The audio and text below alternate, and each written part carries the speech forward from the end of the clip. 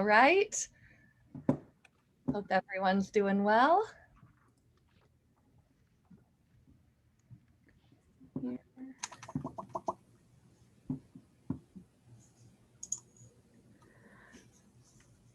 Can I ask the name S185086?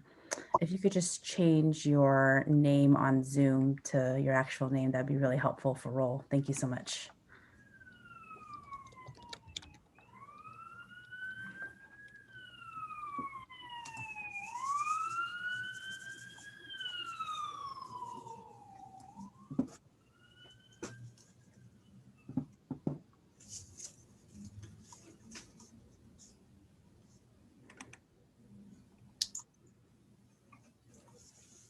Hi, Lucy. Hey, Hector, how are you? I'm well. Finally, we meet. I know, finally we meet. I just let you know, I haven't forgot about you after our last conversation. I figured after today's conversation, it would actually provide you a little bit more insight with how to do the IRB application. Good. Yeah, so I haven't forgot about you, don't worry. Oh, no, that's fine. I know this has been a little bit all over the place for a while. Hi, Hector. It's nice to meet you. Hi, Anne. Nice to meet you too. We will, I think we'll all do some introductions coming up soon, and it will be nice to all put faces to names. Some people we've been in communication with only by email this whole time, so this is very exciting. It is indeed. And I think we're just going to give everyone another minute to sign on, and then we can go and get started. That's great. And so Lucy, may I confirm that I'm going to share my screen for the first hour, and then you'll for the second hour? Correct. Okay, great. Just getting everything ready.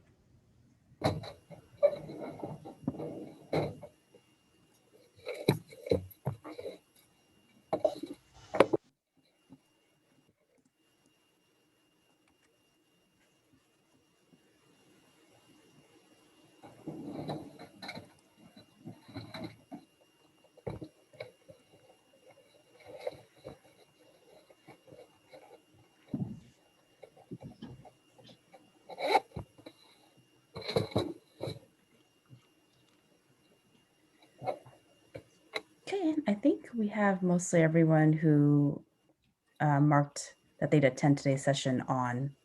So if you wanted to go ahead and get started. All right. Yeah. So I'm going to share my screen here. And let's see. Check that this is the right version.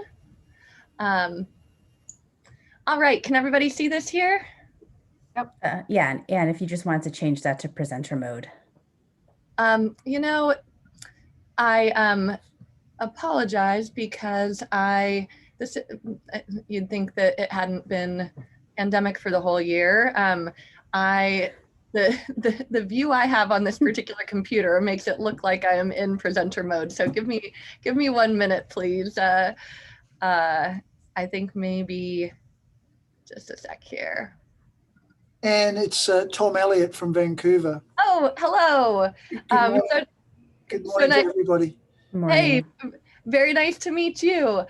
You know, in fact, well, while we're talking, even though we have slides prepared, you know, absolutely part of what we want to do today is just get to know people we've only been in email communication with. So we'll have time, and I really look forward to getting to know you all who we haven't gotten to see. So Lucy, does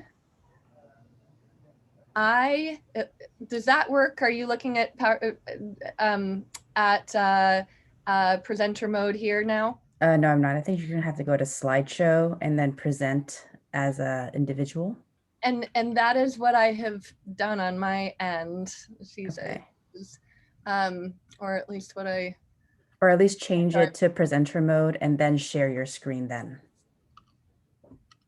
All right. And I'm definitely not selecting the box version, but rather the, sorry guys, just a sec.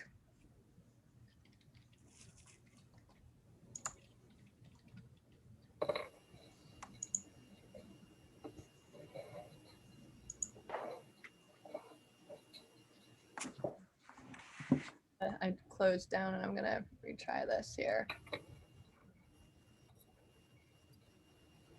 All right.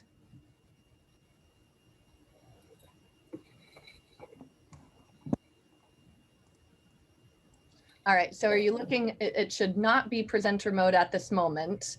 Can you see my PowerPoint screen though? Yeah, I can see your PowerPoint screen. All right. And now does it look like presenter mode to you? No. No. No. It's okay, and I think we can just go. No. I mean, it has worked fine previously. Okay, so I'm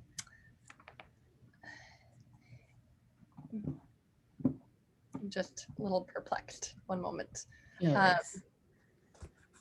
So I am on a different computer than I usually am, and maybe the version of PowerPoint is just making me feel embarrassed. So let me try and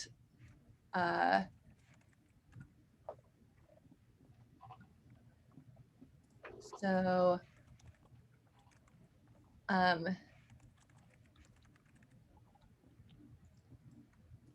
and this way, all right, I'm gonna go at it a different, how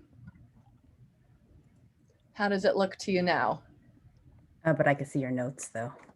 Ah, geez. Okay.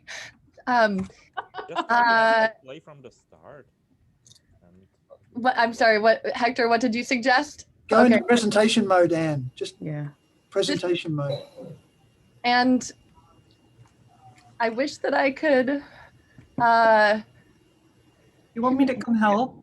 well, yeah, actually, Kate, do you mind? Yeah, I mean, this is I don't know about okay. Well, anyway, thank you everyone for your patience with me. We are excited to get started here. So today is today is the second session, a repeat performance of a meeting that we did last Thursday for some of the other PERL Skeletal health investigators and coordinators. And we're excited just to get everything going and bring everyone on the same page with this project that that we're really looking forward to working on. Perfect. So Anne, if you just want to advance the next slides, great. So I just want to introduce myself. My name is Lucy Wu. I'm the project director for the PERL Skeletal Health Study. So I wanted to do first is start with introductions with everyone, and then I move on to the agenda for the first portion of today's session. So from Albert Einstein, I actually did not have a chance to update this slide in particular, so my apologies. But from Albert Einstein, we've got Jill Crandall and Danielle Powell. Is there anyone else from Albert Einstein that I may have missed? No, that's it. Perfect. And then from BC Diabetes, we have Hector Calm, Tom Elliott, and Marla Induciel. From University of Calgary, we've got Amy Dunlop. From Jocelyn, we've got Shinli Wong and Erica Leach. From Mount Sinai, we've got Andres Ursage, and my apologies if I mispronounced your name. UT Southwestern, there's Gayatri Anupindi and Ildiko Lingve. And from Washington University of St. Louis, we have Amanda Dunn. And on the call also is Andrew Burkhart from the Coordinating Center. Is there anyone else that I may have missed? Hi, this is Marcelo from Mount Sinai too. I'm with Andre. Oh, Okay. great. Okay, very nice to meet you, or get to see you in person here, Marcelo. Yes. Me too. Thank Hi. you. Nice to meet you. Nice to meet you too. So go ahead to the next slide in when you're ready. And on today's Conference Recording Center, it's Ann Shaver, who's the principal investigator, myself, Lucy Wu, Kate Condra, who you saw earlier, who's our research associate, and Andrew Burkhart, who's our co-investigator and HRpQCT QA director. So for the first part of the agenda, Ann will go through the study rationale and aims, as well as the protocol overview, big picture study timeline, and high-level recruitment strategies. And in the second hour, I will go through more of like the nitty-gritty details of study startup. Great. So go ahead, Ann. Thank you. Well, so yes, we've created a program where this first hour and next hour run largely in parallel. We'll be covering much of the same type of material, but this first hour will be a higher level approach that we'll all be able to talk through. We are hoping that the study coordinators in particular will stay on, and then the second hour talk more logistics and execution. Investigators are also very welcome to stay for the second hour also. And along the way, we'll mention questions that were raised or points that were made in last Thursday's meeting with other personnel from other sites, so that we can get the big picture perspective. All right, so without further ado, the premise, the scientific rationale for this program, for this project, is one that many of you who attended the meeting in November got to hear, but I'd like to run through it again just to make sure that we all know why it is that we're doing this, so that we can all be on the same page and also share our enthusiasm and the scientific mission with the participants we're hoping to enroll. So you all as PERL sites have been very much focused on type 1 diabetes and its effects, but we now know and increasingly are aware that the skeleton is also the site of end organ damage in both type 1 and type 2 diabetes. What do we know when we talk about skeletal fragility as a type 1 diabetes complication? One thing that's clear is that risk of hip fracture in particular is really dramatically higher in people with type 1 diabetes compared to people who do not have type 1 diabetes. Bone density in people with type 1 diabetes is reduced compared to others, to age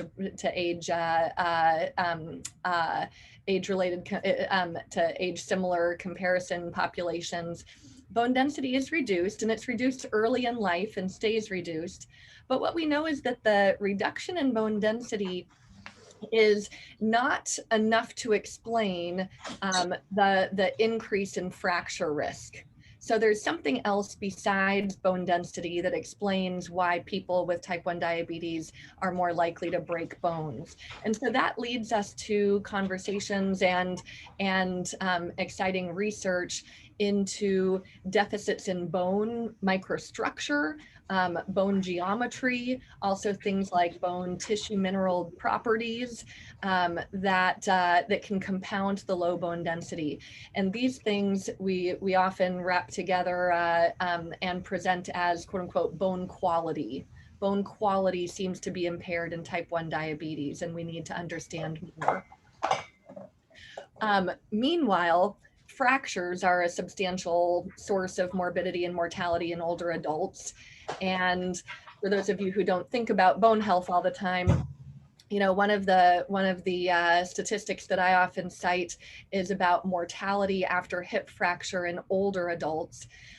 It's substantial. 1 year after a hip fracture, there's a 25% mortality rate.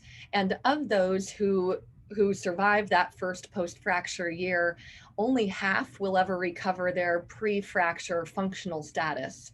So hip fracture in particular, but all fracture, these are really a threat to our patients, our aging patients' ability to live independently and overall quality of life. And diabetes makes those things worse. A person with type 1 or type 2 diabetes has more complications when he or she is hospitalized with fracture, and risk of death after fracture is even more elevated. And so this is particularly a problem then in the very population that that the PERL study has been working with. Individuals with type 1 diabetes, as they are now living to older ages, those older ages are when fracture morbidity and mortality are of high concern. And so we want to understand that so that we can have appropriate prevention and treatment. We need to understand, though, what's the basis for the skeletal fragility, why does it exist, and then, of course, how can we mitigate fracture risk? What else do we know about diabetic bone and diabetic skeletal fragility? So one thing we know is that longer duration of diabetes is associated with higher fracture risk. And the figure I'm showing you here is from a type 2 diabetes study. It goes without saying that there are more data about type 2 diabetes than type 1 diabetes. But this from the Manitoba bone mineral density cohort showed very nicely that the longer a person has had type 2 diabetes, the higher the hazard ratio for fracture. Major osteoporotic fracture on the left here, but then particularly hip fracture on the right here. So duration of diabetes matters. And then poor glycemic control likely matters. In type 2 diabetes, it's been shown more clearly that poor glycemic control is a risk factor. This is from a type 2 diabetes study out of Taiwan that showed again so nicely that the higher a person's hemoglobin A1C, the higher their risk of hip fracture. Some, although not all, type 1 diabetes and bone studies have also shown this result. And then the other key thing that you all should know is that microvascular complications of diabetes are associated with a particularly increased fracture risk. The issue here is just that studies, especially in type 1 diabetes, but even in type 2, studies have not done a good enough job delineating microvascular complications. They haven't done a good enough job collecting and reporting information about other characteristics of diabetes and nephropathy or retinopathy or neuropathy for us to really know whether that finding is independent of glycemic control and diabetes duration, or whether it's really just all part and parcel here. One of those microvascular complications that needs to be understood better in relation to fracture risk is diabetic kidney disease, of course. As you all know so well, diabetic kidney disease is a leading type 1 diabetes microvascular complication. And in diabetic kidney disease, skeletal effects of diabetes may be compounded by chronic kidney disease, metabolic bone disease here.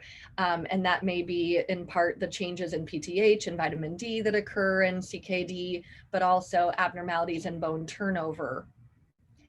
And so the kind of central hypothesis of our project here is that people with CKD metabolic bone disease may be particularly vulnerable. They may be vulnerable because the CKD-MBD may particularly affect an already vulnerable type 1 diabetes skeleton.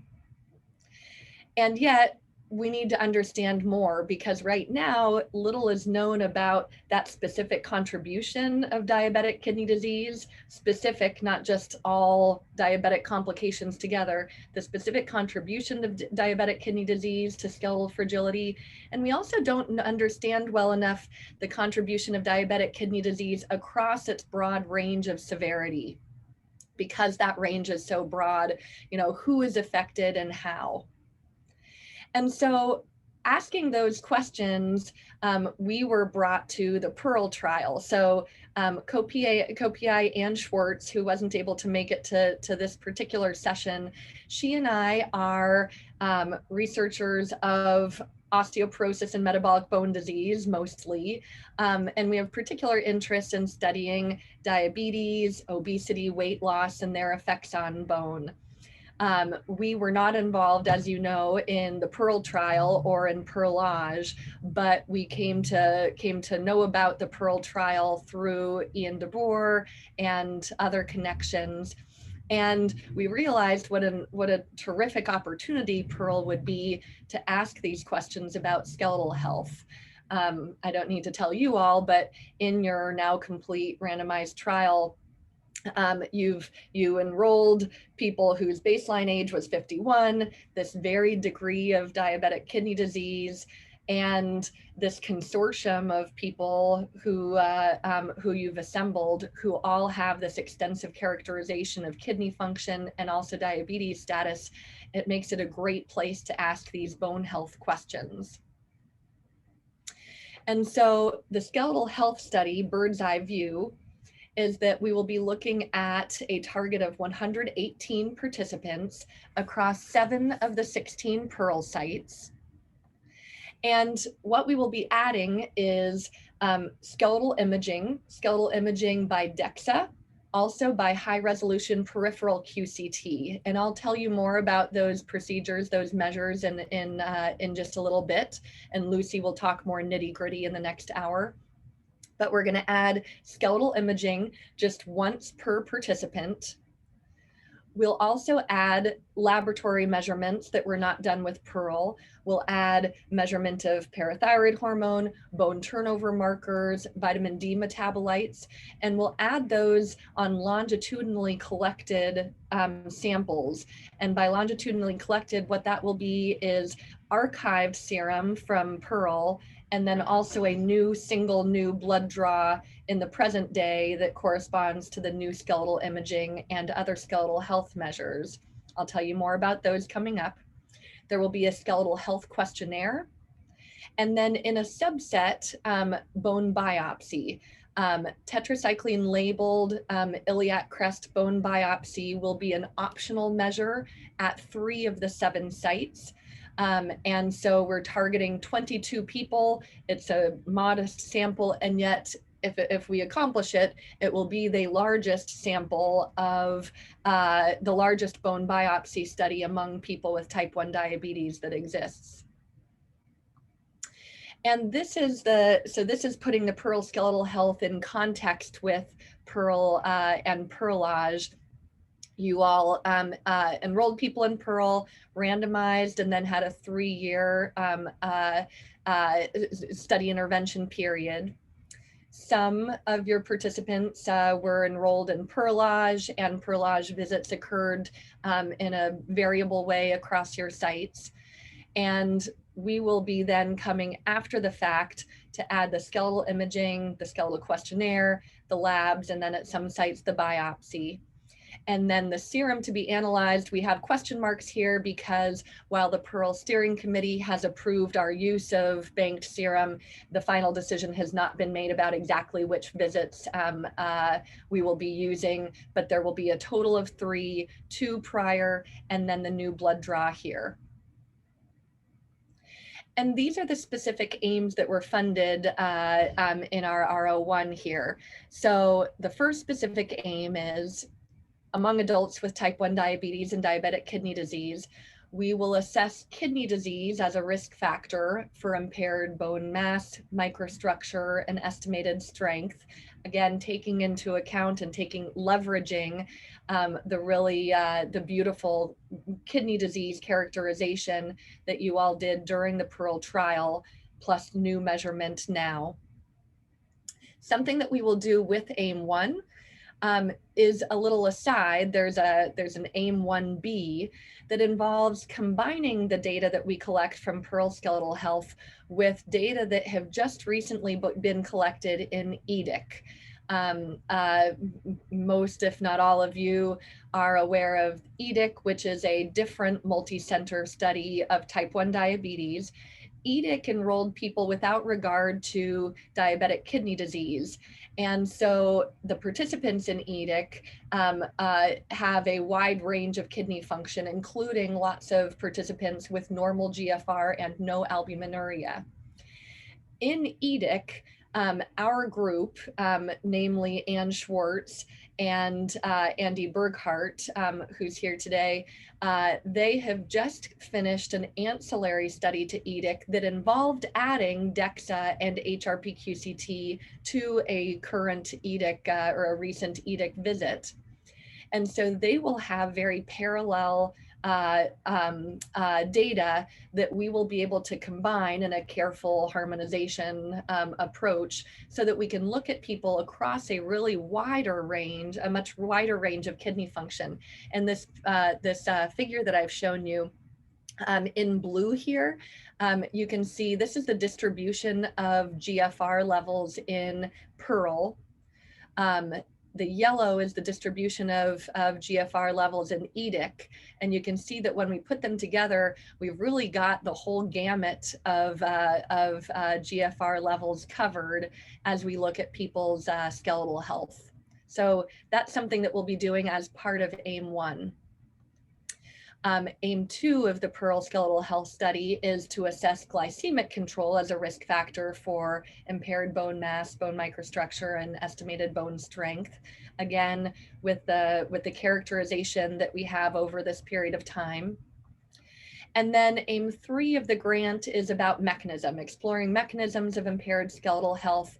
And we'll do that through the laboratory assessment that I described, and then through the bone biopsy in the subset. So I'm going to pause there, and actually I think I'll take it. Well, okay, this is a little bit risky, but I'm going to take it off of screen share just so that if people have questions about the overview, we can talk about those before I go on to describe the bird's eye view of the study protocol. Any questions about what I've just been through and why we're doing the study?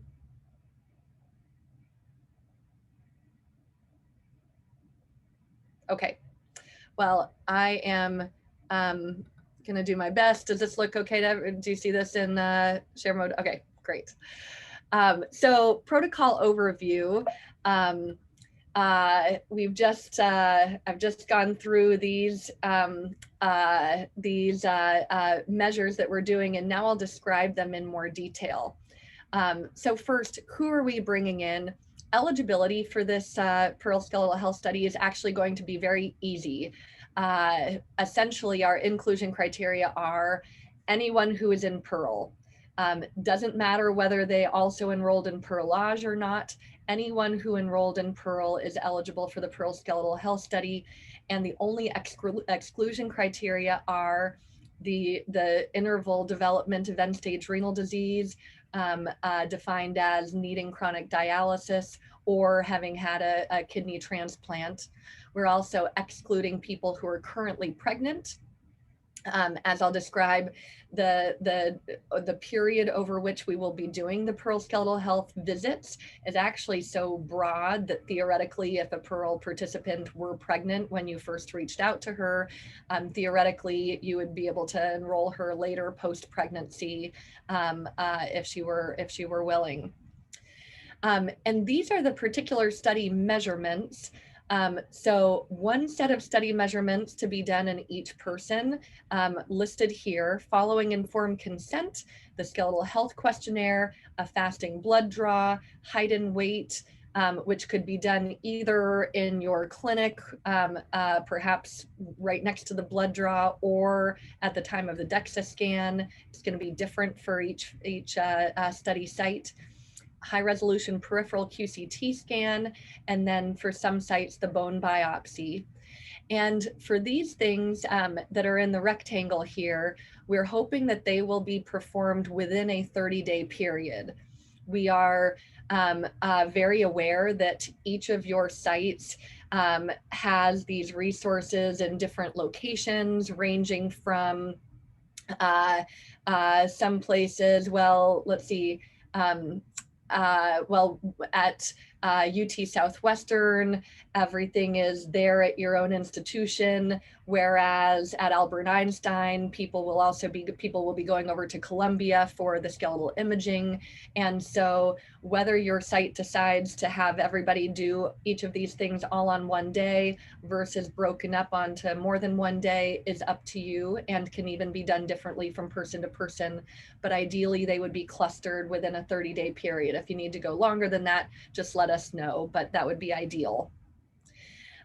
When a person performs those items numbers 1 through 6, the plan is that the compensation will be $100. We also have additional funds in your budgets to pay for parking or transportation in whichever way you think is best.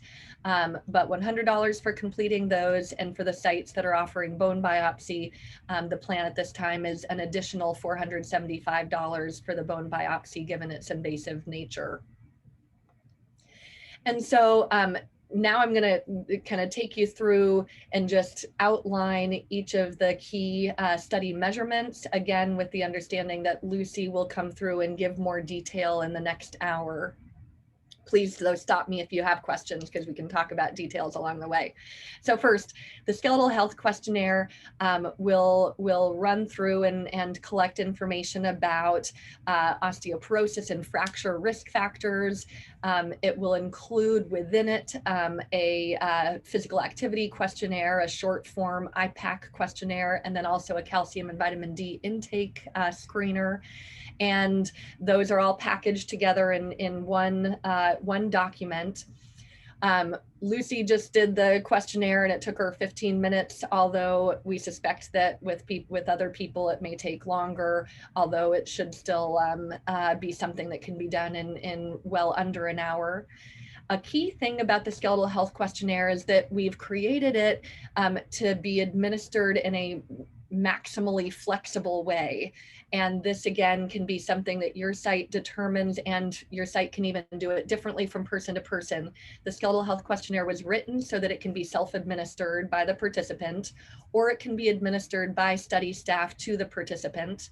It could be administered virtually with the study staff asking questions by phone or by video, or administered by study staff in person, or pencil and paper by the participant on his or her own, or emailed or printed and snail mailed. It can be done in any of these ways. Ultimately, the data will be entered by the study coordinator into our REDCap database that Lucy will be reviewing next hour, but the data can be collected however you think best.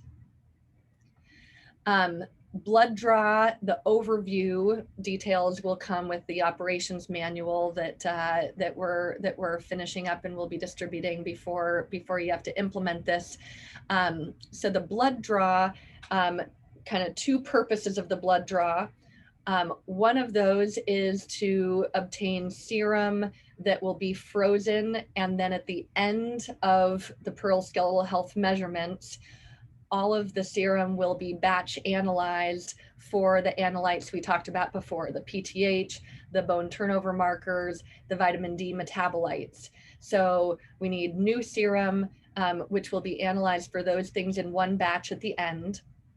Also though, because time has passed since your participants had a PERLage or PERL study visit, we need a new serum creatinine measurement, and we need a new hemoglobin A1C measurement so that we can have those two things at the time of the skeletal health imaging and questionnaire and potentially bone biopsy. We are going to do those though batched at the end of the study along with the serum analyses. And so the instructions that you'll be receiving separately are going to involve drawing blood into, we'll do 2 red top tubes and serum aliquoted from those. We will also do 2 purple top, so 2 EDTA tubes, and from there will be 2 little cryovials of whole blood that are after the tubes are mixed. This will all be in the instructions. After they're inverted and mixed, whole blood will be frozen for later analysis by hemoglobin A1 for hemoglobin A1C, and then also with the purple top tubes, after they're centrifuged, we'll be able to bank plasma. And so those will go into our specimen repository. Participants will get results of the CLIA approved clinical tests although they will be told, and it's in the materials that we've developed for you to give the participants, they'll be told that it will be at the end of all of the study that they get those results, and the central IRB approved letter with the lab results that we have for you to use lays that out. The letter will come with the results after the fact, with the date and the time interval clearly labeled, so people will get these results, just not for just in time clinical decision making. Let's talk about the skeletal imaging. So I'm thinking about who's on today's meeting and who joined us last Thursday.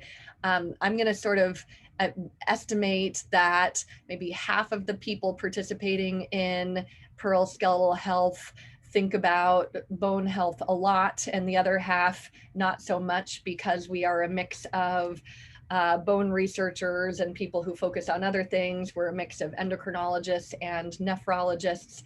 And so for people who who don't think about skeletal imaging every day, DXA is the clinical standard for measuring bone density, and thus for screening and diagnosing osteoporosis.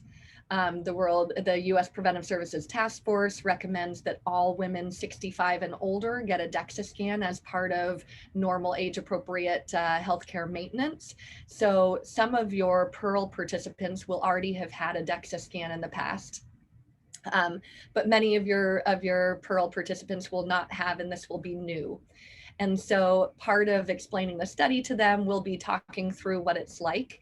And essentially what it's like is a roughly half-hour experience total. That's less time on the table, but an experience where a person lies on a table like the woman in the picture here, and x-rays are used to look at 3 anatomic sites: the hip, the lumbar spine, and then for research purposes, we sometimes also perform DXA on the radius, and we are doing that here.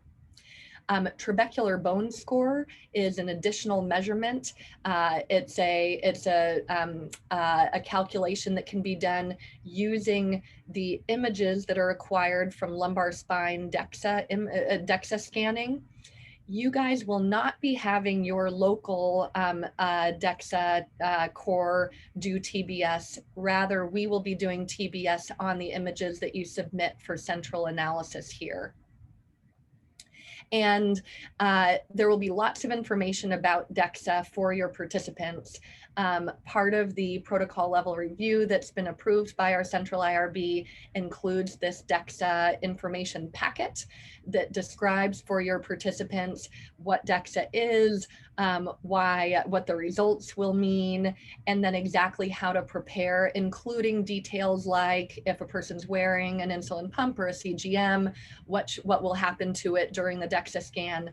We've tried to anticipate all of that, and we have it in this packet that you'll be giving your participants in advance. The packet will also be helpful for some people in the study, some of the study staff, for refreshing their memories about the instructions to be given.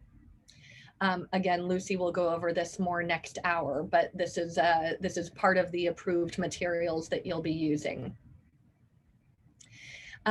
Your participants will get their DXA results, and those DXA results will be sent very soon after the DXA scan is performed. The flow that we will have you do is that after your institution's DXA technologist acquires those DXA images, DXA scans will be sent in to us here at UCSF for central analysis for the research data. But also The DXA technologist will be analyzing and giving reports to you all, and the study coordinator will then get spine and hip DXA reports and then give those to the participant as part of the perk of being in the study. We have this template letter that describes them and that describes the results for your participants. And we've tried to set it up so that it'll be super easy for you all to plug in the DXA results into this explanatory letter. But I am available for emailing or talking at any time if you have any participants whose results are surprising or tricky, and if you want to talk about anything. HRpQCT is the other skeletal imaging procedure. And Andy, since you're with us today, do you want to be the one to talk through and give a little bit of background about HRpQCT for the people who may not have a familiarity with it? Sure. So if you haven't seen this particular device, it's a dedicated peripheral skeletal imaging system. It gives us resolution approaching kind of the order that you would get with a laboratory micro-CT system. This is the scanner on the left, which looks kind of like a large kind of laundry machine. The scans that we get look like what you see on the right in this slide. Figure B is a distal radius. Actually, C is from the metacarpal head, so I'm not sure where this came from, but we're not scanning the fingers in this particular study. We're scanning the wrist, the distal radius at the wrist, and then the distal tibia. So we'll get both scans. They fit in this hole. You can put your forearm in there. You can also put your foot and lower leg in this hole as well. Most of the scanners for this study will be the second generation machine, which most of them look a little bit different from this, but they're more or less the same technology with a little bit better image quality and so forth. That's all I really have to say about that, other than that's not a FDA approved device for densitometry. So I guess Anne's showing, Lucy's showing the information packet that you get, but you won't be getting any reports to provide to the patients. There's not any kind of clinical information that can be gained from these particular scans. It's purely just a research device at this point. Mm-hmm. Thanks, Andy. Yeah, the information that they will get is here. It will talk them through why, what the extra benefits of HRpQCT are and how it allows us to understand that microstructure and use the data to make those estimates of skeletal strength. And it'll reassure participants that the strategy is very, very, very like negligible amounts of radiation exposure. And so that's also reassuring.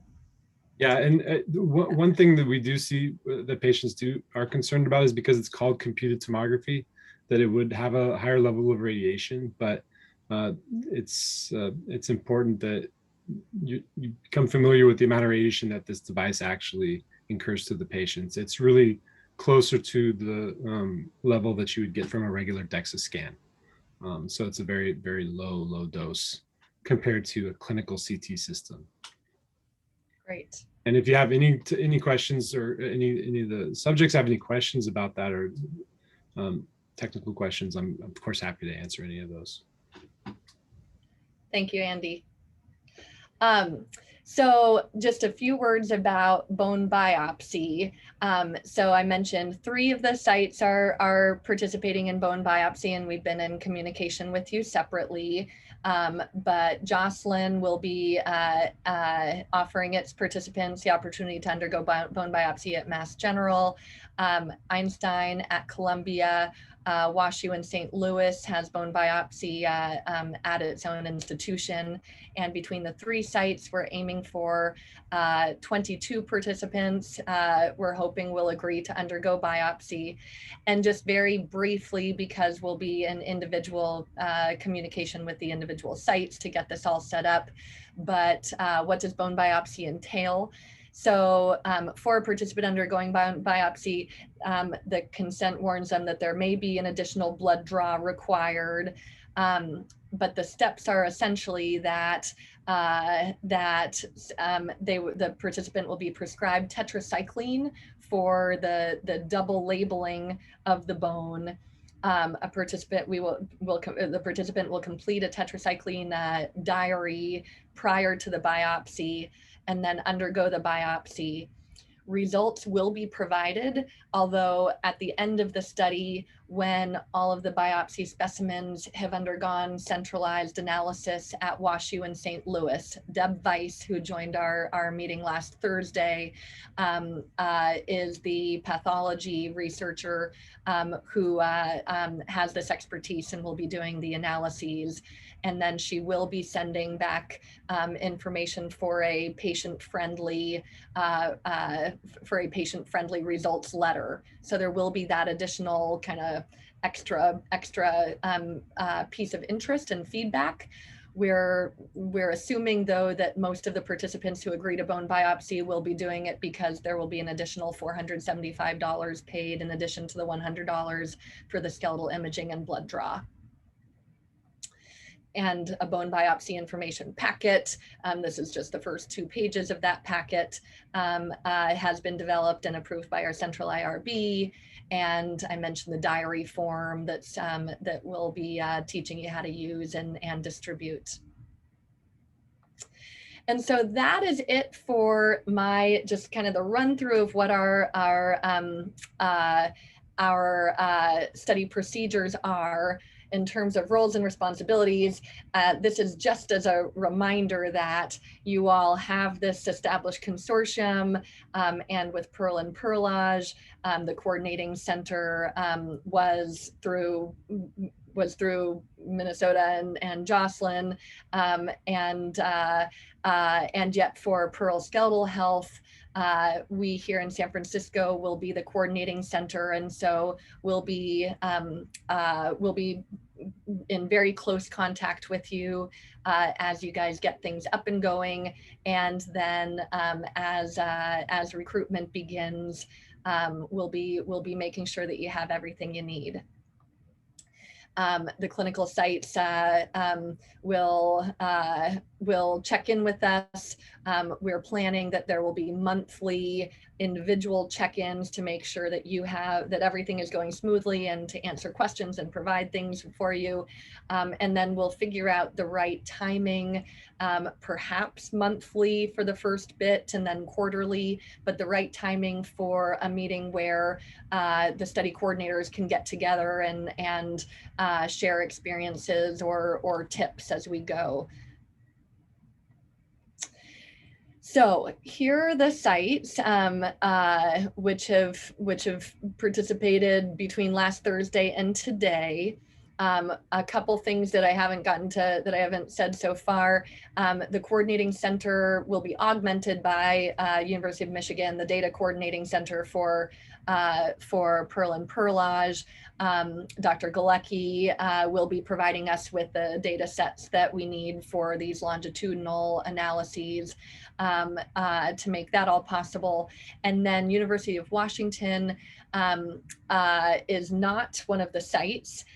They don't have a high resolution peripheral QCT scanner, but Ian DeBoer's colleague, Andy Hoofnagel, will be overseeing the lab analyses for PERL Skeletal Health. So when we talk to you about having your frozen serum and plasma and whole blood sent for centralized analysis, it'll be to University of Washington.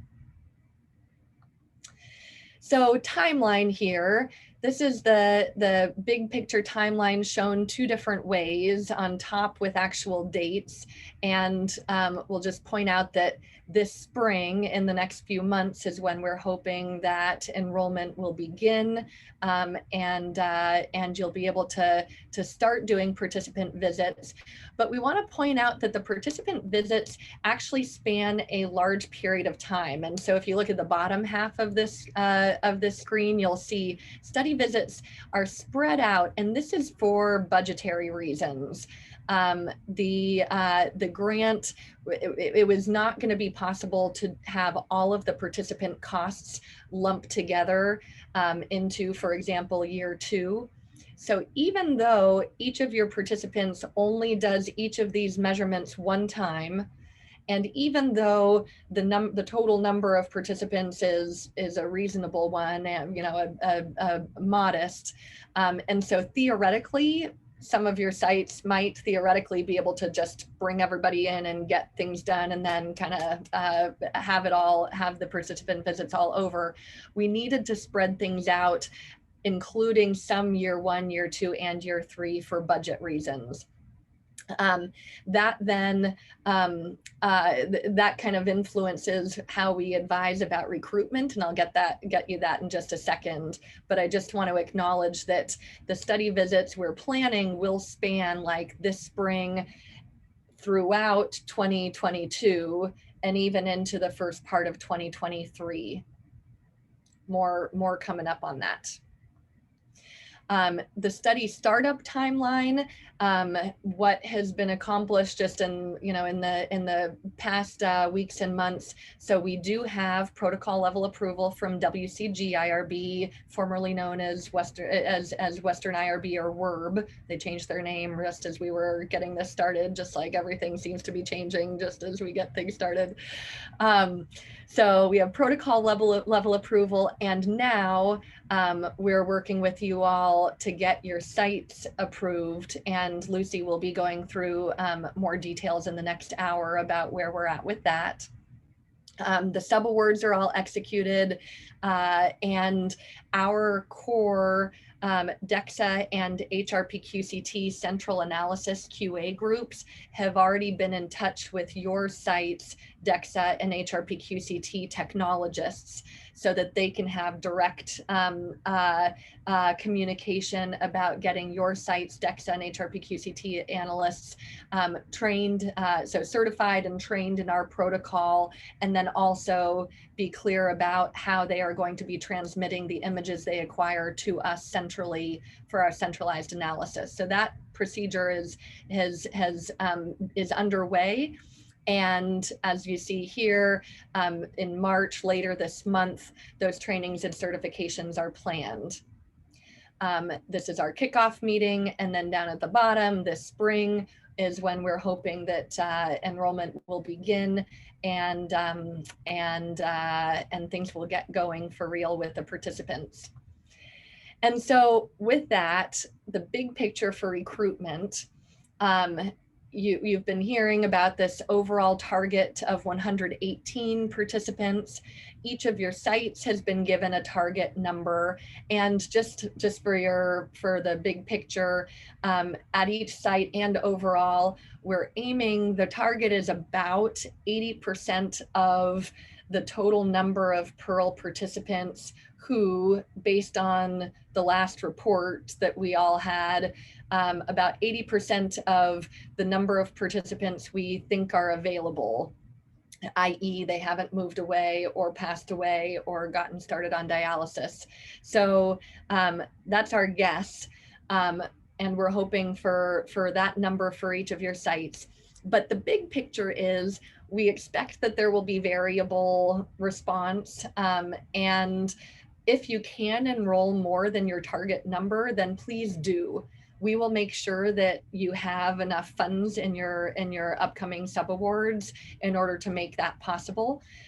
We expect that some sites may say, oh, we said that we would try to get this number, we're going to fall short. So if other sites can actually do more than that number, then it'll balance things out.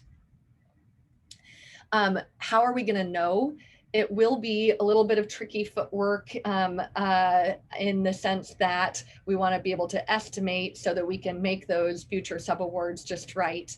And what we're going to do is this spring, as soon as each of you has IRB approval for your site, and can start with human subjects work and start doing the recruitment for PERL Skeletal Health, we're going to ask you to start out by contacting everybody. Lucy will go through the materials that we have approved for you to do that and what the exact approach will be, but contact everybody, and then we'll have a way for you to report back to us the estimated participation. which of your participants have you determined will absolutely not be able to participate because they've started on dialysis or had a kidney transplant or passed away, heaven forbid. Which of your participants is definitely going to do it, and which of your participants are you going to need more time to either track down or need more time to provide information so that they can make a good decision. But that information up front will help us very much. You may be wondering, what alternate strategies do we have if we're having a hard time getting to 118?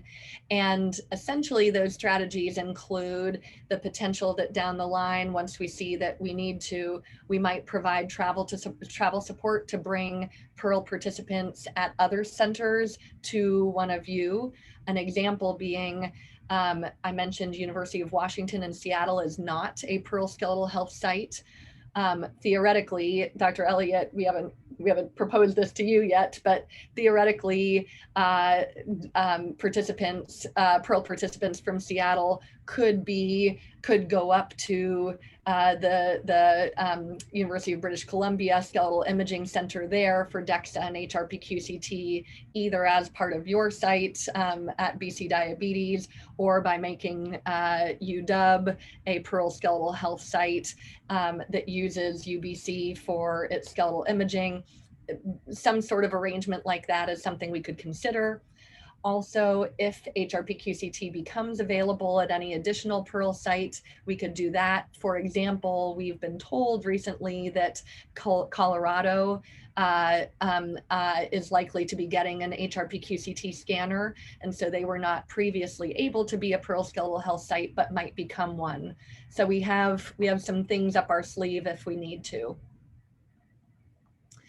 And so as we look at this kind of awkwardness about the enrollment period being prolonged for budgetary constraints and needing to span years 1, 2, and 3 of the grant, but each participant really just getting studied one time, we're going to be asking you to estimate and who's going to participate.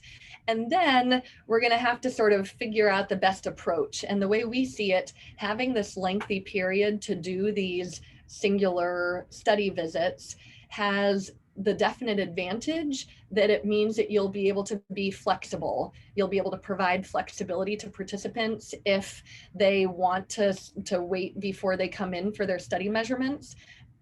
Importantly, with COVID, if you have a participant who says, you know what, until the pandemic is completely over, I don't want to come in, but then I will.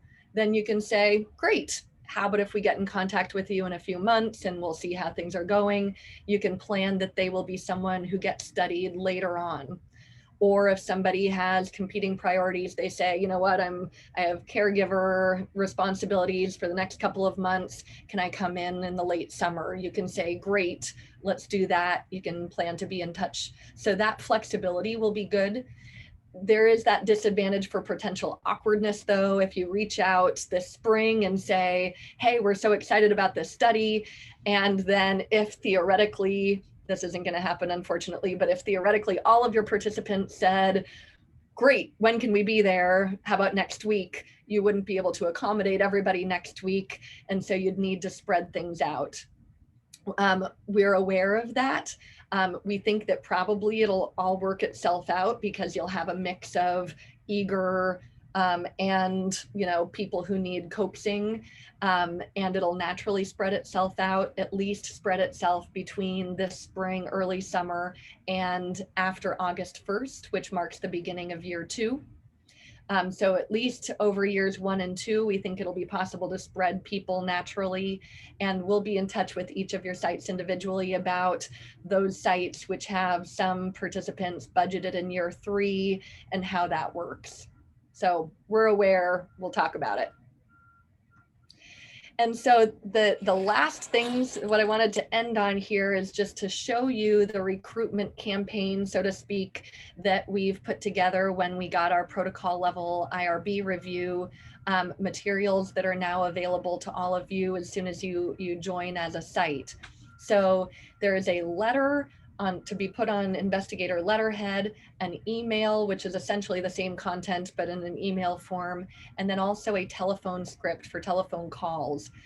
We're going to recommend that you reach out to each of your participants with all 3 of these. We also have recruitment flyers. Yes, I know this isn't the type of study where you're going to be putting a flyer up on a bulletin board, hoping that someone walking by will notice it, but the recruitment flyers could be either printed and inserted into the letter that you mail or attached as an attachment to the email that you send. And I'll show you those now. We also have a short and sweet website that will be available and kind of linked from the PERL website for people who want to get more information there. So these are this is just an overview. Lucy will show the more details, but on the left here is an image of the IRB approved recruitment letter, which reaches out to your PERL participants and explains what this new investigation is. Here are 2 of the flyers. We have a number of flyers that are approved so that we can have different images and diverse pictures of people who may be participating. We have versions for the sites that are not offering biopsy and the sites that are offering biopsy. And the telephone script has the screening questions folded within it. The recruitment website, again, is so that if people go looking for information, they can have something online. And what it all boils down to is that we're hoping your participants will agree to participate for some combination of these 3 reasons. These 3 reasons being, first, contribution to medical science. The wording that we're using, like in the telephone script, is that the purpose of this new study is to understand why people with type 1 diabetes are at higher risk for broken bones than people without type 1 diabetes. We want to find out what role diabetic kidney disease plays in that risk for broken bones. So we hope people will be excited to help us investigate, but also there's compensation. You'll be telling people that they'll be paid for completing these measurements. And then finally, that perk, everyone will get a copy of their bone density report with a letter of explanation, and that may bring people in as well. So that's it. As far as prepared material, I know that we're at the top of the hour, and some investigators who were just planning on being present for the first hour may need to go. Any questions before we take a super short break and then transition into the second hour?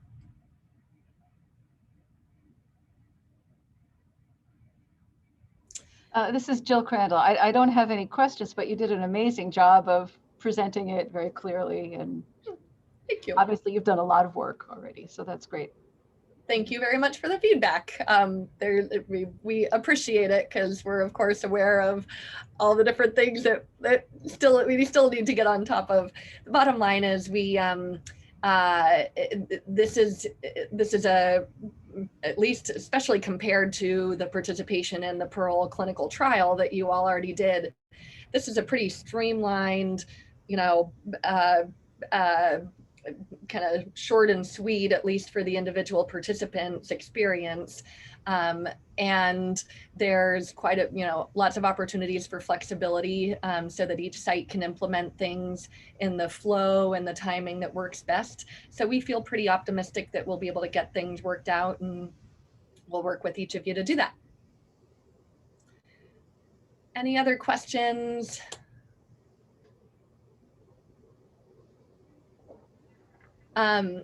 Any feedback about the kind of big picture feedback about the recruitment? What do you think is going to be most likely to bring your PERL participants in? And I guess what I have in mind when I say that, do you feel like your PERL participants are invested because they've spent so much time with you already, and so it'll be an easy ask to get them to come back in one more time? Or in contrast, do you feel like people are burned out and they're going to say, oh, you're asking me for one more thing? what do you think about that? I tend to think it's more of the latter. I mean, there's some variability, but PERL was a demanding study, for people with iohexol measurements and 3 years of treatment. I mean, it was not a small thing. So we'll see. Yeah. And I mean, yeah, I hear you. I mean, at least they've had a bit of a break, and who knows how people will feel. We're hoping that as the pandemic, goes into the rear view mirror whenever and however that happens, maybe people will have a renewed interest in participating in things. Maybe they won't, but we'll try. What about any of the others of you, other sites?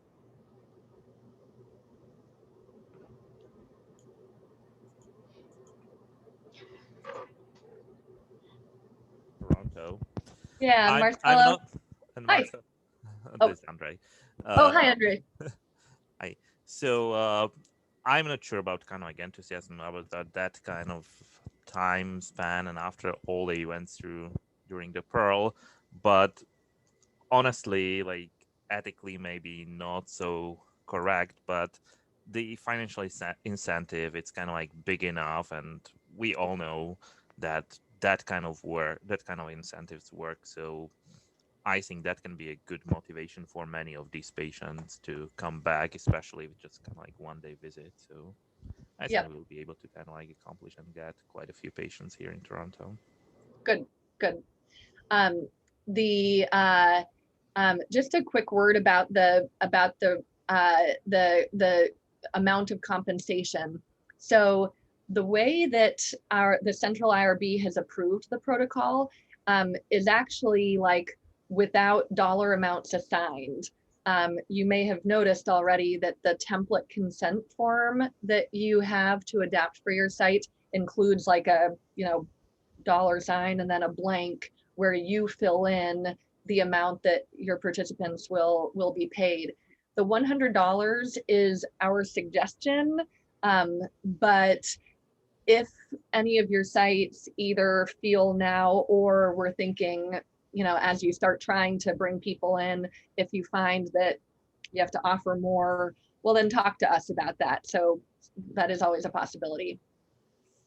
Marcelo, how are you thinking about things in Toronto? I think that our patients are really well invested, and I cannot assure that, but mostly depends on how the COVID-19 issues are going, because not everybody is willing to come to the hospital. But since this is going to be just one visit, I am trying to think positively, and I think they will come.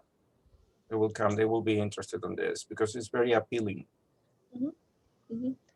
And getting a bone density scan for people who have or have not, and getting that personalized feedback, we're hoping will bring them in. And then again, regarding COVID and so forth, we've been in individual touch with your sites too. We are hoping that the consent process and also the skeletal health questionnaire are things that could be done virtually, depending on your institution's policies about how informed consent can happen and whether it's easy to do that by video or telephone or not. You might say, well, why even bother if everyone's going to be coming in for a blood draw and coming in person for the skeletal imaging? Depending on your particular site, there may be situations where the easiest thing would be a virtual consent and emailed self-administered questionnaire, and then a super quick fasting blood draw, and either at the same time or different skeletal imaging. So in other words, think about ways that you can make it as easy as possible for participants, because I think there is there's flexibility there. Yeah, for sure. for sure. Awesome. Particularly, we have been helping COVID-19 studies here, the research, and the consent form is being done over the phone sometimes because we cannot reach the patients because they're COVID positive patients. And the REV didn't have any problems with that. It was okay. Great, great, thank you. And BC Diabetes, Hector or Marla, any thoughts about how easy or hard it'll be to get your people in and what might appeal to them? Well, you know, the relationship we have with the patients is very, very good. So I would be very surprised if we find any problems to bring them in. Well, that was like 1.5 years ago, which was the last time I talked to them. So we'll see. It's hard to tell for now. Yep. Hi, it's me, Marla. Hi. So, hi, how are you? Hi, so, thanks. I was just going back and forth to talk to Hector's room about the HRpQCT because that's relatively new. Because if I recall, in the past, we were only asked about the DXA, and that wasn't an issue. So I have to reconfirm about this. And this is a big factor because it's one of the endpoints that you need. So yeah, I'll just get back on this factor. So Dan Mei Liu at the UBC Center for Hip Mobility. They do have it, but the only concern with the UBC is that they don't want to do central ethics. And they don't want to do central ethics. They'll have to do a local ethics. It has to pass by UBC Clinical Research Ethics Board, and then that becomes a big. Then they get involved, and then they look at the budget, and then it's messy. Okay. So that's the only concern that I have at the moment. Okay. Let's talk separately about that. I thought that I had gone through that with Dan May in the past, and that she said that it would not be a problem for there to be a. Let's talk about it. Yeah, perfect. Okay, wonderful. Thank great. you. Thank you very much, Marla. Okay. All right. Any other comments before we take a quick stretch break, and then Lucy can go through things with a focus on the study coordinator and implementation? Any other comments? Okay. Thank you all very, very much for your time today. But we're committed to working with you guys individually just to make sure that everything goes smoothly for your sites. But we also want to make sure that there's enough chance for people to share and learn from common experiences, especially with things like the recruitment. So we will we'll look forward to doing this here and there also. Lucy, when do you want to give people a chance to stretch their legs? Yeah, so we'll just meet back here at 12:15. That's in 2 minutes, if that's okay with everyone. Just take a quick stretch break and then we'll power through. Okay, awesome. Great, thanks. All right, see you guys soon.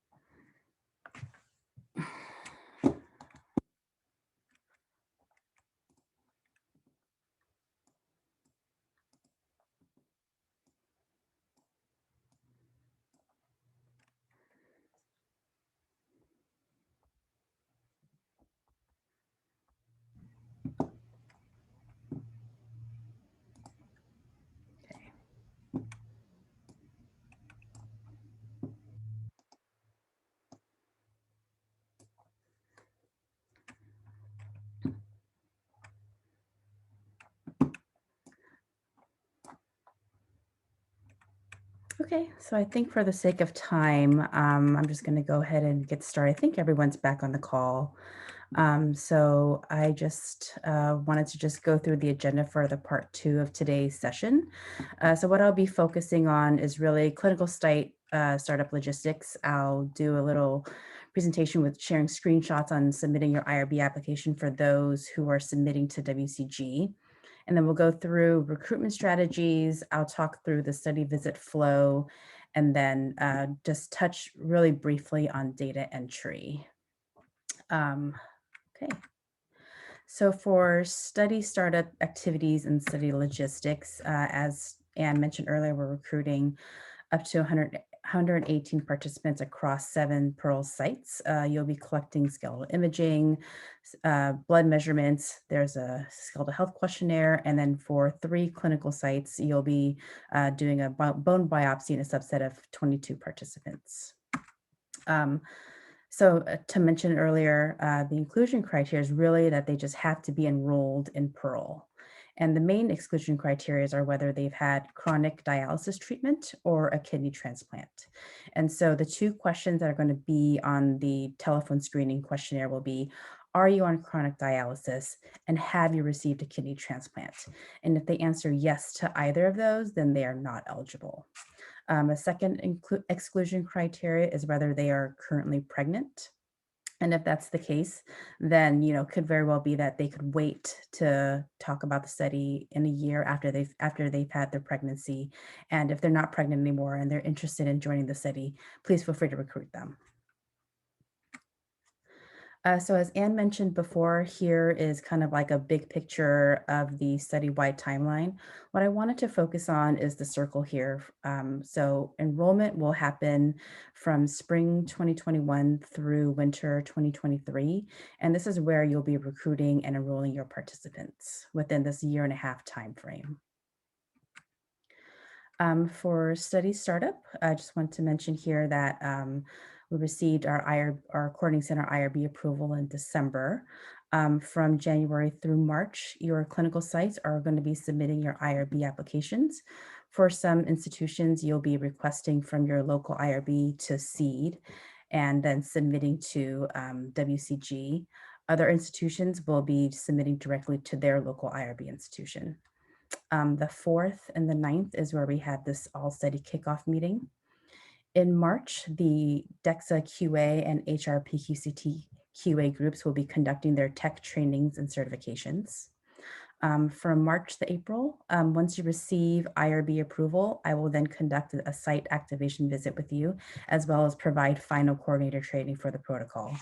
And then starting hopefully in April will be enrollment. So first step is a lot of the sites here are now working on their IRB submissions and getting their approvals. All study documentation that you're going to need for these IRB submissions can be found on Dropbox. And here's the link. And if you don't have access to this Dropbox account, please let me know and I'm happy to grant you permissions. So the IRB steps for US-based sites plus BC Diabetes is that, at least for the US institutions only, you're going to be requesting for a seed letter, which is basically requesting for a reliance letter from your local institution to seed review. So for this, you will be submitting the approved protocol plus the template informed consent.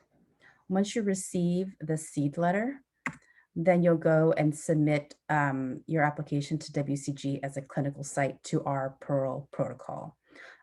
All the documentation that you're going to need is on Dropbox. I will just mention here that if you are making substantial changes to any of the approved documentation, we ask that you run these documents by us at the Coordinating Center first for our review and just for our reference.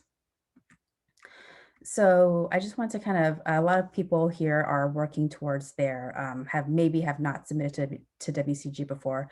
So I kind of just wanted to give you an overview of how this works. So here's the homepage for WCGclinical.com. What you do is you go onto this website here, connexuswcgirb.com. You're going to create a new account if you don't have one already. After you've created your account, here's kind of like the home dashboard. So what you'll do is you'll first make a submission. So you'll click on this link here. Afterwards, you're going to be submitting to an existing study, and then you'll add a principal investigator / site. And then you get to this homepage where it says, let's create a new submission. So if you're US based, you'll hit US review. If you're Canada based, you'll hit Canada review. After that, you'll then want to hit a new site for initial review. And then afterwards, you're going to want to find our PERL Skeletal Health study. So what you'll do here is enter in this study number. And I will mention that these slides will be available for you after today's call. And so once you enter in the study number, the study down here will populate. You'll click on it and then hit next. Afterwards, this is where you'll want to enter in the submission name. So just something that you'll remember if you are managing a lot of clinical studies within your WCG dashboard, you want to be able to find a name that you can easily remember. So I'm just going to suggest PERL Skeletal Health, but if you want to name it as something else, you know, whatever works for you.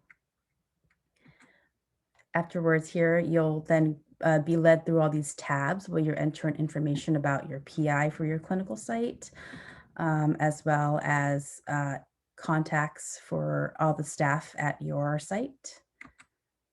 You'll then be asked a bunch of questions. They'll go through things like HIPAA, confidentiality, PI research team certifications, as well as a bunch of site information that they'll want for you. Afterwards, then here is where you're going to be uploading any sort of documentation that is not already approved as part of our protocol submission. So if you think about it, like if your site is only just filling in the blanks for a lot of the informed consents or maybe the recruitment materials, then there's no need to upload any sort of documentation. But if you're revising the text, then we ask that you upload the documents here. But before you do so, we ask that you just send it to the coordinating center for our review and for our reference. Then afterwards from here, you'll be able to hit submit. And I think the review time will be about 1 to 3 weeks, depending on how long WCG takes, but it's a very quick turnaround time. So for sites in Canada, Calgary and Toronto, you're going to be submitting directly to your local IRB, and everything that you need for your IRB submission, the protocol, the informed consent, all the recruitment materials, and any participant facing materials can be found on Dropbox. So as you can see here, yeah, everything's on Dropbox. And things in italics, such as the case report forms and operations manuals, once those are done, they will be uploaded to Dropbox as well. So before I move on, I just want to ask if there are any questions about IRBs. And I know that every single site has their own specific questions and issues. And so I'm happy to discuss with that with you offline if need be. Okay. So startup activities are that once you receive IRB approval, then I will be scheduling a site activation visit with your clinical site. We'll go through recruitment goals for your particular clinical site, as well as guiding you through data entry. As Anne mentioned earlier, what we want is for your site to get an estimation of how many people are interested in joining the study. And we'll talk about site timeline.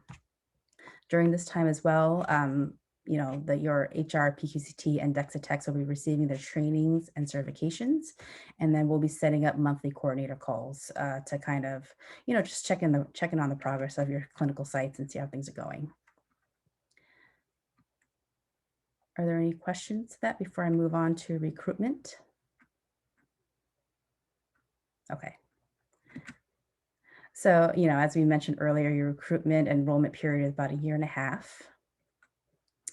So the main strategy for recruitment will be a direct approach. You'll be calling previous PERL participants, you'll be sending them an email, you'll be sending them a physical letter. And what we want is, you know, with these materials, we also provide supplementary materials such as a website or a flyer that you can print that you can attach to an email or, you know, print and stuff it in with a physical letter. Here are screenshots of the letters that are on Dropbox. Here's the email. Here's the telephone script, and as well as a screening script as well. Here's a couple of flyers, and these will be updated once everything's complete. They won't have this Adobe stock watermark on top of them, so don't worry about that. Here's a flyer here for those who are doing bone biopsies. Here are just some snapshots of the website. And so when you're recruiting participants and you're talking to them, we just want to reiterate, like, we want to understand why people with type 1 diabetes are at a higher risk for broken bones than people without type 1 diabetes. We want to find out what role diabetic kidney disease plays in that risk for broken bones, and that the results will shape evidence-based recommendations for screening and treatment to prevent fragile bones in type 1 diabetes. And so, after talking to them, we just really hope that participants will feel compelled to participate based on, whether it's contributing to medical science or receiving money, or, even receiving a personalized bone health assessment, such as the DXA bone density scan. And so we do understand that with COVID, things are a little bit different. And so if participants are nervous about coming to the clinic, these are some considerations that we want you to encourage your participants to enroll, such as, being able to perform the informed consent electronically via DocuSign. They can complete the questionnaire at home online, or if they happen to come into the clinic, they could do it outdoors. You can provide them some sort of like COVID safety precaution information that you have for your clinical site. You can mention to them that masks are required or provided if they come in. If your clinical site has daily screenings, they'll perform that. If there's sanitation between every single study participant, people will be social distancing and or limiting the number of patients that come into the clinic. For those who are weary about public transportation, your clinical site will provide some sort of parking voucher, whether it's like driving or parking into the, your clinic parking lot, or maybe an Uber voucher if that's appropriate. And if necessary, you can mention that they don't need to come into the clinic at this moment, but if they want to schedule some sort of future visit date for September, October, that too is also appropriate. So I don't know if anyone had any questions or comments about recruitment strategies that they wanted to add on to this. I mean, Anne covered it very well earlier, so okay. So for the study visit flow, we just wanted to mention that it's just one set of study measurements. So what you're going to need to do is, first off, is the informed consent needs to happen. And then no particular order, 2 through 6 is the skeletal health questionnaire, the blood draw, which has to happen in a fasted state, height and weight, a DXA scan, and then an HRpQCT scan. 1 and 2 are in italics because those can be done online and electronically. So 2 through 6, these can happen within a 30-day period. So it could be that, a participant comes in one day for a blood draw that's really quick, and then the imaging scans can happen on another day. But as long as all these happen within the 30-day period, that's what we're looking for. Once these measurements are completed, the person will receive $100 as well as up to $50 for parking and transportation. And then for the 3 clinical sites who are performing bone biopsies, the person will receive an additional $475. Screenshots here are the informed consent. This is about 12 pages. And, consenting methods are whether they do it in person or you can do it electronically via DocuSign, whatever your institution allows you to do. You'll be taking height and weight, and we mentioned before that they should be gowned, but those are still in discussions. And so final procedures of how to perform the height and weight will be included in the operations manual. For the blood draw, you'll need to collect 2 10 ml red tube tops or the SST gold tops if your site requests them, as well as 2 lavender tubes. One is 6 ml EDTA, the other is 10 ml EDTA. Instructions are here, but they will be included in the operations manual. For the skeletal health questionnaire, it's going to ask about fracture history, risk factors for osteoporosis and bone loss, fall history, medications, calcium vitamin vitamin D supplements. Like Anne mentioned earlier, you know, when I took it, it was about 15 minutes, but I don't particularly take a lot of medication. I don't particularly have a lot of falls. And so for me, the question is very easy. But for someone who's a little bit older, who might have a lot more information, they could take between, 20 to 35 minutes. So this is kind of just an approximation. And so we want this questionnaire administration to be as flexible as possible. We're going to provide a REDCap link so that you can provide to your study participants. If they'd like to answer these at home, that's totally fine. If they prefer for this to be done administered by you, this can be done over the phone, in the clinic. We just want it to be as flexible as possible. For the imaging, Anne mentioned earlier, you know, they'll be doing DXA scans at the proximal femur, lumbar spine, and radius. Prior to going into the scan, the participants will be receiving this DXA scan packet. It kind of gives detailed information about what to expect for the DXA scan, and this should be able to answer any questions that they have. And so we understand that there are a lot of participants who are going to be in this study who have type 1 diabetes. And so, you know, they're going to be wearing glucose monitors. And so what's going to happen is prior to them going into the DXA scan, you're going to ask the participant whether they would like to test their blood sugar levels prior to the scan. Type 1 diabetics might be wearing an insulin pump or a continuous glucose monitor. So for the pump that's seen here, this should not be exposed to DXA rays, so it should be removed. Those who are wearing a continuous glucose monitor, we're going to ask that they remove the wireless monitor prior to the scan. The only exception are participants who wear a patch pump. And if so, it's okay for them to leave it on. For the, as part of the scan, they'll be completing you and the DXA tech will be completing a transmittal form. And we'll provide instructions in the operations manual as well as in the site activation visit for how to complete the form. But the first part in gray is completed by the coordinator. The white part below is filled out by the DXA tech. Once the scan is complete, the DXA tech will return the form to you as well as provide you with the hip and spine DXA reports. At the end of the scan, you'll be submitting this letter to the participants with their DXA results. I will mention that on page 2 is a key for you to use to fill in here this table. And I'm not sure if you want to add anything else to this. I don't think so. Okay, sounds great.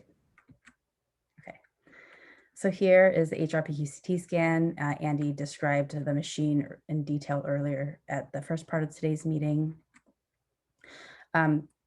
They too will receive a scan information packet, which provides them with all the details that they'll need. The only difference, okay, so sorry about that. Let me skip back 1 second. So for the HRpQCT scans, you as a coordinator, as well as the scanner will complete this form. The coordinator will complete the top part. The tech will complete the bottom part. But at the end of the scan, participants will not be receiving a results letter because it's a research scan, it's not FDA approved, and there's no clinical interpreter report to be provided to study participants. For the 3 clinical sites performing bone biopsies, here are the sites. We're looking to recruit 22 participants across the 3 clinical sites. And general procedures are that an additional blood draw may be required. The physician will be prescribing tetracycline for double labeling. The participant will complete the tetracycline diary prior to the bone biopsy. They'll undergo the bone biopsy, and then the results will be provided at the end of the study. They too will receive a bone biopsy information packet for them. The participant will be completing this diary, and as you can see, it's about like a 15 days. So they take the first dose for 3 days. There's a break in between for a couple of days, and then there's going to be a second dose over here. They fill out this diary and return it back to you as coordinator. Here's kind of like a picture of how a bone biopsy works. This person here is laying on their side. Sometimes this is performed on their stomachs, but this person, once they do the bone biopsy, they'll be under local anesthesia. And here is data entry. You'll be using the same subject ID as you did for the PERL trial. The subject initials remain the same. You'll put your staff initials here, and date is collected in month, day, year. You'll be entering all of the data into REDCap. Once the study is going, I will be sending you your REDCap credentials. You'll be able to create your own password for REDCap. And I'm not sure if a lot of institutions on here are using REDCap. So if you're not familiar with it, I'm happy to provide a training after the fact. This is what the REDCap dashboard looks like. And so you'll be going in here to enter and add records. Okay, that's kind of an overview. Are there any questions? I know it's really fast, and I think did an amazing job going through a lot of the protocol details in the beginning of the hour. So I'm just gonna open it up for any questions that anyone may have. Oh, hi, Lucy. This is Shinley from Jocelyn. Hi, Shinley. Hi, yes. I just have a quick question about the fasting for the blood draw. I just want to know how strict is that rule? If they, come in fasting or, they try, but somehow their sugars were low that morning, so they ate something. Would that blood draw would no longer, be valid? Would they have to come back for another visit, or if it's okay exception wise? So I just want to see. Anne, you want to take this? Yeah, I mean, it's a great question, Shinley. So the reason for the main reason for the fasting is the bone turnover marker levels, and then also potentially analytes we might want to measure. Anyone might want to measure in the future on stored specimens. We'd like to be able to say that they are fasting in case that becomes important. I don't have a great answer because, and I do respect that people may have, especially if they have loads that they need to correct. How did you guys do it with PERL and PERLage? I believe we definitely try to make sure that they come in fasting, but there have been occasions where if someone did come in and they had to have like a quick juice because they were driving in and it was a long drive, then we simply marked it down, and there was no way around it just because it was hard to cancel the whole visit just because of that. But I just wasn't sure if you guys have that flexibility. Yeah, I mean, I think and I know we should operationalize or standardize this, and so we'll put something in the operations manual, but like I think my approach would be, just as you say, depending on how easy or hard it is for them to come back. If they were going to be returning to campus soon anyway, or they lived down the block, then bring them back when they're really fasting. If in contrast, it's a long drive and a big burden, then do the blood draw, and then talk to Lucy and me about it. And we could determine, based on how much they'd eaten and when, we could see about potentially doing another blood draw, perhaps at a later time with, to replace that, but we could determine it. So in summary, if it's easy to cancel the blood draw and reschedule for a different time, then do. If it's hard, then go ahead and do the blood draw with the specimen processing and freezing then, and then talk to Lucy and me about it immediately so that we can help you decide whether to just leave it at that or to talk to the participant about repeating. Does that sound okay? Okay. Yep. It's like, yeah, I mean, sounds good. Yeah. You don't really know what to expect, so yeah. Okay. And I think I just have one more question, and this was in regards to the DXA. You mentioned that we would be removing the pumps or any CGM sensors if the And I know most of my patients, since they're type 1, they actually would be using both, if anything. So a lot of the sensors have a time limit for usage. So usually 10 or 14 days for sensors and pumps. And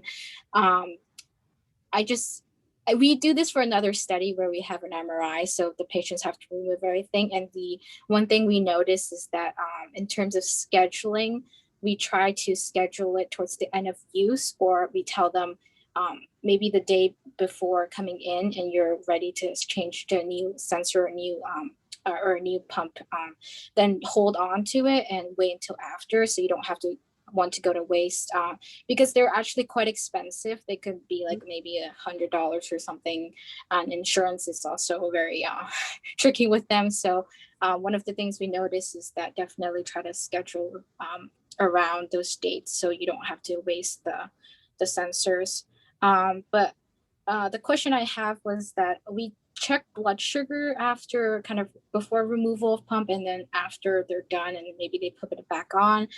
Is there any protocol for maybe treatment if their blood sugars were out of range? So are we supposed to do anything, or is the protocol to like let the patient maybe treat it on their own? So yeah, that's a great question. The plan is that the protocol is to give them the option and to then let them self-treat if needed. I think that it's going, my optimistic suspicion is that it'll be less of an issue for this study than for your MRI one, just because these scans are short and they also are less,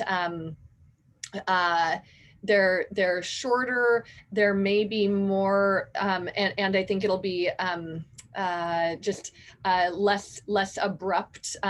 So, I mean, an MRI, like they, you know, must leave all metal containing stuff out. And then the MRI is, you know, lengthy and such a surreal experience when you're stuck in there. And so it's sort of like a, you know, a big thing. Like the DXA, like the only reason to detach the pump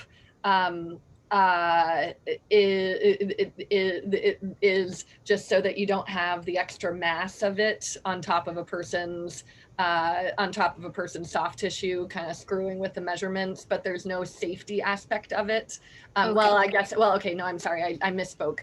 It shouldn't have the X-ray beams go through it either. But I guess so scratch that part, but it is still, I do still maintain the environment is easier. You know, the stuff that if they detach, anything that they detach can literally be like just, you know, an arm's reach away. The scan can be paused and people can be repositioned, or, you know, if in the middle of the scan, if they feel like they need to check their blood sugar, then the technologist can help them do that. And then the scan is shorter. The time on the table for the DXA is honestly like 15 minutes. And we say the overall experience should probably be about 30 minutes. And the HRpQCT, it's again, just like a few minutes of scan time, overall experience, more like half an hour, but in the room with you can be all of the stuff you need. So I think that it'll be just fine, but we'll try to firm up some of our advice just so that you don't have to wonder about what the right thing to do. For the most part, I think it'll be fine to have the participant be in charge of whether to check and how to respond. Can I just ask for clarification? So they would have to remove their pump, but not their insertion set? I mean, they just could disconnect their pump from their insertion set, no? Yeah, What you'd like to avoid is having them have to change their whole site, but if they just have disconnect the tubing. I think so. I'm pulling up. So I know that I have gone through our hey, Lucy, do you want to, do you have the information packet handy? I wish that Ann Schwartz could be here today, because Ann is the one who like did the Anne or Caroline Navy, who's our DXA QA person, did all of the teaching of the sites in EDIC, where this came up so much. And so they have told me what they do, but I haven't talked through it myself. And this training is actually provided to the DXA techs when they do the QA training. We need to know it ahead of time. Coordinator, yeah. Explain to the participants, you know, what to expect. Okay, give me just a second, and I will. I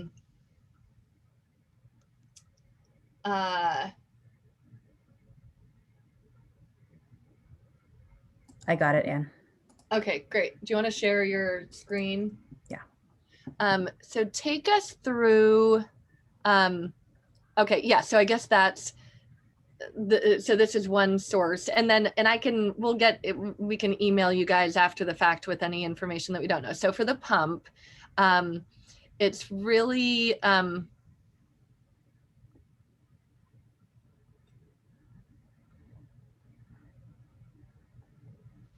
You would need to detach the pump during DXA, yeah, so it not be exposed.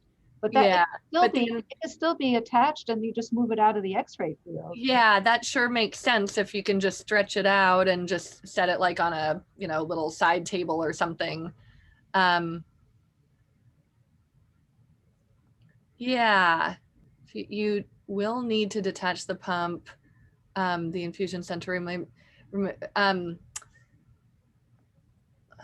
Yeah, I mean, that it seems like that should work, but we'll send out an email clarifying this, and then of course we'll detail it in the operations manual. But we'll send out an email following this up.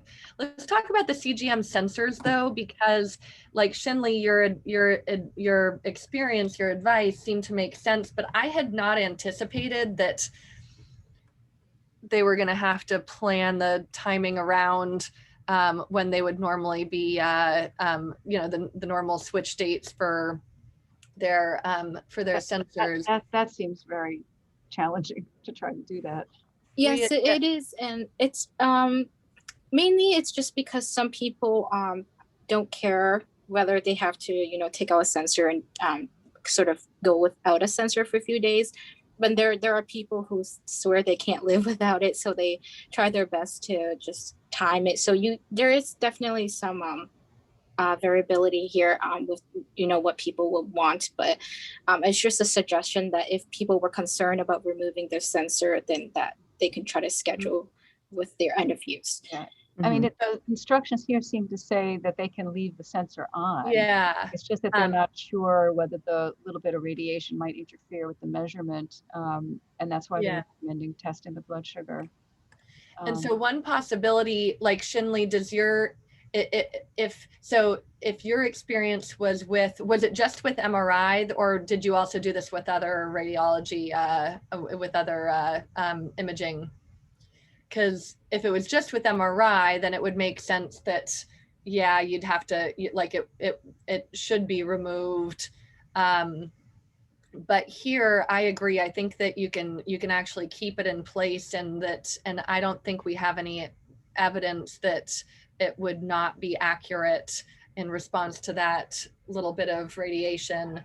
The DXA being like, DXA is less radiation than like a 2-view chest X-ray, for example. It's like 40 microsieverts per DXA scan. So I think that they can just leave it in place and move it aside. But if they really wanted to remove it, then you're right, they might want to time things.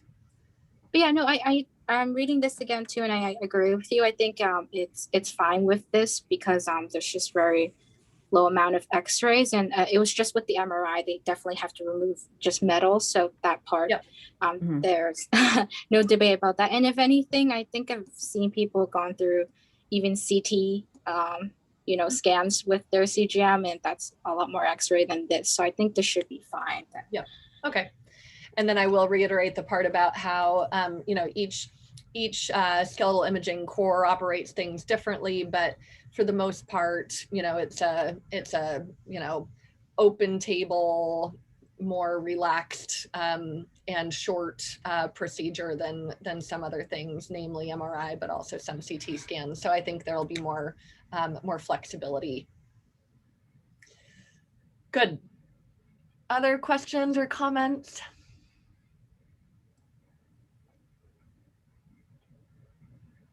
Okay. Okay. Great. So if there's no other questions or comments, I just want to thank everyone for joining today's session. We really appreciate your time and your energy. And, you know, once you all receive IRB approval, I will be setting up a site activation visit for each of your clinical sites to make sure that you're up and running and that all these questions that you have are answered. So. Thank you. All right. Thank you. Thank you so much. Thank you guys very much. Thanks. Have a good rest of your day. Bye. Bye. Bye.